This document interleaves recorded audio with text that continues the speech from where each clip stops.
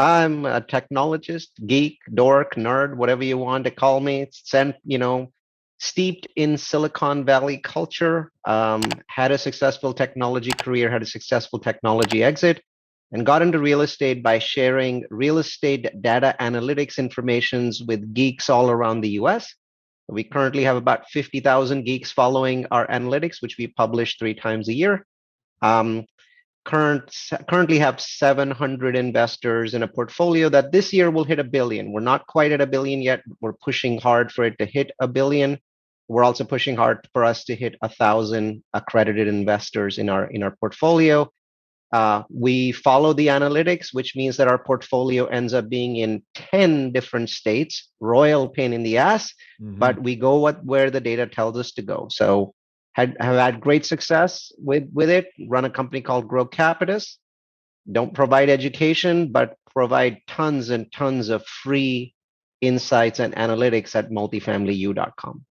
Multifamilyu.com, that's multifamily followed by the letter u.com, has all 10 trends. Now, do understand not all of those are equal. So I've suggested to Sam that we talk about the one that I consider far and away to be the most important and the most actionable of those 10.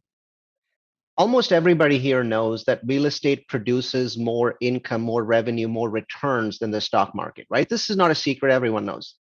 Most people are like, why does that consistently happen? And if that is the case, why is it that people spend more money on stocks and bonds than they do on real estate? Why is it always in third position behind the other two if it makes more money? And the answer is simple. It takes anybody goes to a party. Sam Wilson goes to a party and there's people talking about some company, their stock's going to go crazy, like Nvidia, so Sam hears it from somebody credible. He's like, this guy knows what he's talking about. What does Sam do? He whips out his phone and taps on whatever his app of choice is, E-Trade, Robinhood, tap, tap, tap, tap, tap. And roughly 2 minutes later, Sam owns some stock in Nvidia.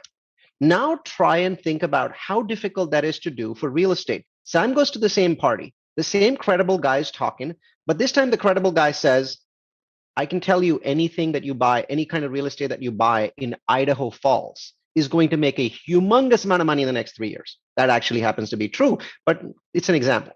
So Sam's like, Idaho Falls, oh my God, this is, I'm going to be rich. But there's no app. There's no whip out the phone.